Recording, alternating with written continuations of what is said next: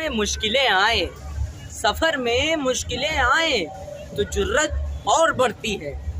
कोई जब रास्ता रोके तो हिम्मत और बढ़ती है।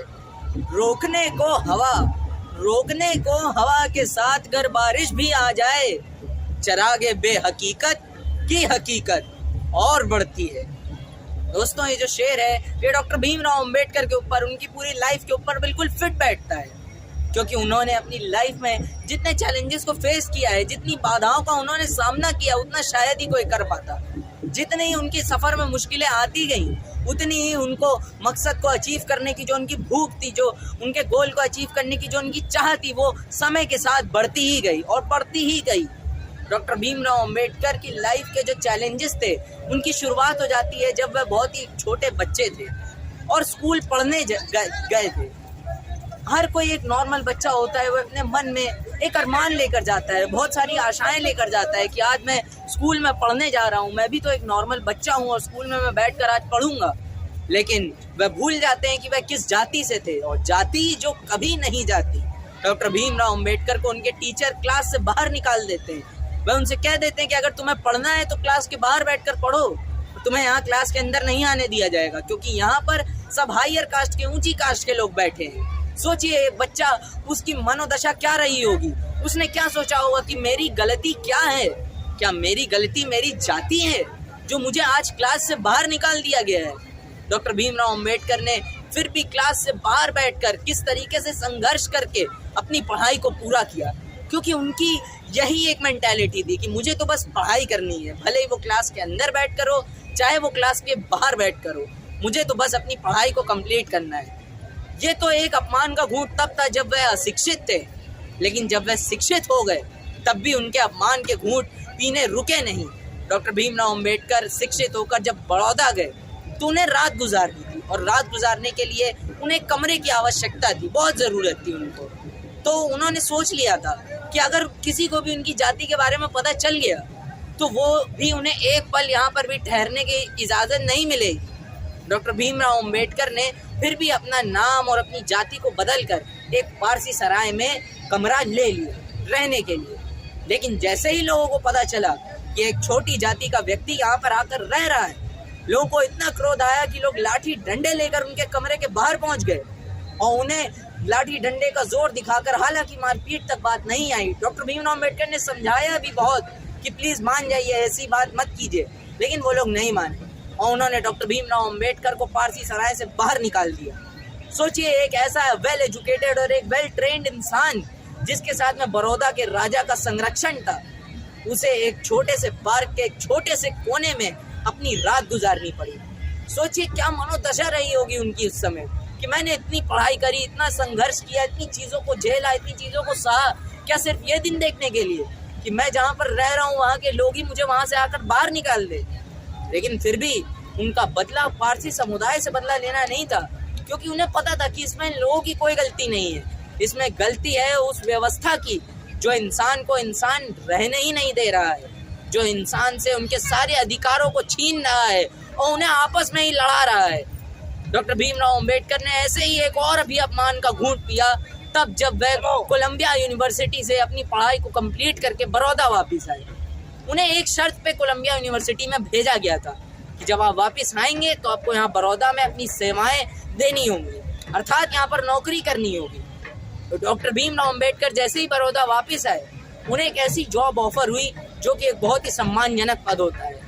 एक मिलिट्री सेक्रेटरी के रूप में उन्हें अपॉइंट कर लिया गया। जैसे ही वह सूटेड बूटेड अपने ऑफिस में पहने, जैसे ही उन्होंने सूट बूट पहने और अपने ऑफिस में पहुंचे, वैसे ही वहाँ के लोग जो उनसे जाति में तो बड़े थे लेकिन कैपेबिलिटी में उनके सामने कुछ नहीं थे, उन्हें उनसे इतनी जलन हुई, इतनी ज़्यादा ईर्ष्या हुई कि उन्होंने उन्हें जाति से रिलेटेड गालियाँ देना शुरू कर दिया। जहाँ से वे गुजरते थे उस मार्ग को वह लोग शुद्ध करते थे, और तो और मारपीट तक पर भी बात उतर आई। अंत में जब डॉक्टर भीमराव अंबेडकर के पास कोई और रास्ता नहीं बचा तो बस एक ही रास्ता बचा था जो कि हर एक आत्मसम्मान प्रिय इंसान करता, वो था कि उन्होंने नौकरी को वहाँ से भी छोड़ दिया। डॉक्टर भीमराव अंबेडकर की जाति जो उनके साथ हमेशा उनके पीछे लगी रही, जिसने कहीं भी उनका पीछा नहीं छोड़ा, क्योंकि जाति जो कभी नहीं जाती। और डॉक्टर भीमराव अंबेडकर ने एक और भी अपमान का घूंट पिया जब 1918 में वह बॉम्बे में एक कॉलेज में इकोनॉमिक प्रोफेसर, सोचिए प्रोफेसर, एक शिक्षक के रूप में उन्हें वहाँ पर अपॉइंट किया गया। एक शिक्षक, कितना बड़ा और सम्मानजनक पद उन्हें ऑफर किया गया। और जब वह वहाँ पर पहुँचे तो जाति जो कभी नहीं जाती, वह ये बात भूल गए थे कि उनकी क्या जाति है। जैसे वो पढ़ने गए थे तब वह भूल गए थे कि उनकी क्या जाति है, वैसे ही जब वो पढ़ाने गए थे तब वह भूल गए थे कि उनकी क्या जाति है। जैसे जब वो पढ़ने गए थे तो वहाँ उनके टीचर ने उनकी रिस्पेक्ट नहीं करी, और जब वह पढ़ाने के लिए गए तो उनसे हायर कास्ट के स्टूडेंट्स ने उनकी रिस्पेक्ट नहीं करी। जैसे ही वह क्लास में एंटर होते थे वैसे ही स्टूडेंट्स क्लास छोड़कर बाहर चले जाते थे, क्योंकि उन्हें एक चीज़ गंवारा ही नहीं थी कि वह अपने से कास्ट में किसी छोटे इंसान को सर कहकर बुलाए और उनसे ज्ञान ले। डॉक्टर भीमराव अंबेडकर को मजबूरन यह अपमान का घूंट भी पीना पड़ा, सहना पड़ा उनको, क्योंकि जाति जो कभी नहीं जाती, डॉक्टर भीमराव अंबेडकर की जाति से रिलेटेड उनका जो राक्षस था वो उनके सामने खड़ा था अपना फन फैलाए हुए। लेकिन डॉक्टर भीमराव अंबेडकर के पास कोई और रास्ता ही नहीं था, क्योंकि उन्हें पैसों की सख्त ज़रूरत थी। उन्हें पैसों को इकट्ठा करना था, उनको जाना था लंदन अपनी पढ़ाई को पूरा करने के लिए। डॉक्टर भीमराव अंबेडकर ने जब अंत में इतने पैसे इकट्ठे कर लिए तब वे वहाँ से जॉब छोड़कर चले गए लंदन अपनी पढ़ाई करने। और फाइनली उनकी जो प्रतीक्षा थी वो ओवर हुई 1924 में, जब उन्होंने कोलंबिया यूनिवर्सिटी से PhD की डिग्री हासिल करी और डॉक्टर भीमराव अंबेडकर बने। डॉक्टर जो शब्द हम लोग उनके नाम के आगे लगाते हैं वह 1924 में उन्होंने अपनी मेहनत के ज़रिए हासिल किया था। किसी चीज़ के ज़रिए नहीं, अपनी मेहनत के ज़रिए उन्होंने हासिल किया था।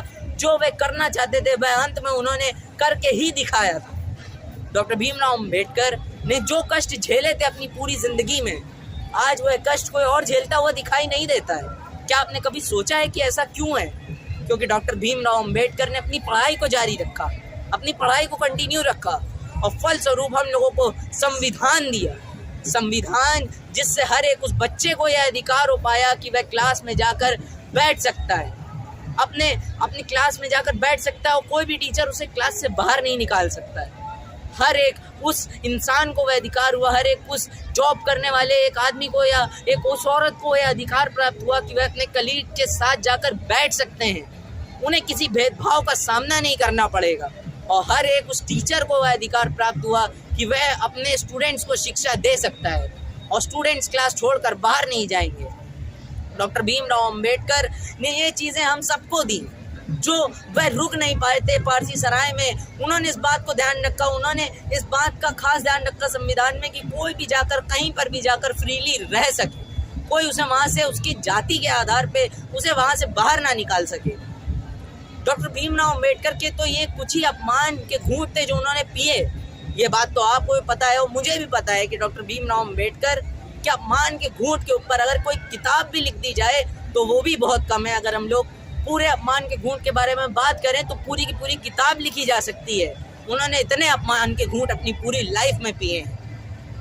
अगर मैं आज आप सबसे पूछूं कि यहाँ इस जगह पर 14 अप्रैल 2025 में अंबेडकर स्मारक गोमती नगर लखनऊ में आज इतने सारे लोग क्यों आए हैं, आज इतनी भीड़ यहाँ पर क्यों इकट्ठा है, आज यहाँ पर जय भीम के नारे क्यों लगाए जा रहे हैं, तो मुझे मालूम है कि ज़्यादातर लोगों का यही जवाब होगा कि लोग अपनी कृतज्ञता व्यक्त करने आए हैं और यहाँ पर लोग जो है बाबा साहब के प्रति जो उन्होंने हम लोगों के लिए किया है उसके लिए अपना आभार प्रकट करने आए हैं, या उनकी तस्वीरों पे फूल माला चढ़ाने आए हैं या फूल माला अर्पित करने आए हैं। ज़्यादातर लोगों का यही जवाब होगा। लेकिन डॉक्टर भीमराव अंबेडकर की खुद की थिंकिंग ही ऐसी नहीं थी, उनकी खुद की विचारधारा ही ऐसी नहीं थी। वह तो खुद ही कहते थे कि I am no worshipper of idols, I believe in breaking of them. और गुरु राम स्वरूप वर्मा जी भी यही कहते थे कि मूर्तियों पर माला और विचारों पर ताला एक साथ नहीं चल सकते, जो कि हम लोग आज प्रेजेंट टाइम में देखते भी हैं कि डॉक्टर भीमराव अंबेडकर की मूर्तियों पर और उनकी तस्वीरों पर मालाएं तो पड़ रही हैं, लेकिन उनके विचारधारा पर लोग पूरी तरीके से ताला डालकर बैठे हुए हैं। कोई उनकी विचारधारा को जानने की कोशिश ही नहीं कर रहा है। जर्मन के एक महान दार्शनिक मजनी ने कहा था कि इंसान भले ही मर जाए लेकिन उसकी विचारधारा हमेशा जीवित रहती है। डॉक्टर भीमराव अंबेडकर ने इस सिद्धांत को पूरी तरीके से गलत साबित किया और कहा कि जब एक इंसान मर जाता है तो उसी के साथ में उसकी विचारधारा भी मर जाती है, अगर उसका सही रूप से प्रचार प्रसार ना किया जाए। और आज इस बात को देख के मुझे बहुत ही ज़्यादा दुख महसूस होता है कि डॉक्टर भीमराव अंबेडकर की विचारधारा का प्रचार प्रसार उस तरीके से नहीं किया जा रहा है जिस तरीके से एक्चुअल में वो डिजर्व करते थे। उनकी विचारधारा यानी कि उनके मिशन का प्रचार प्रसार लोग नहीं कर रहे हैं उस तरीके से।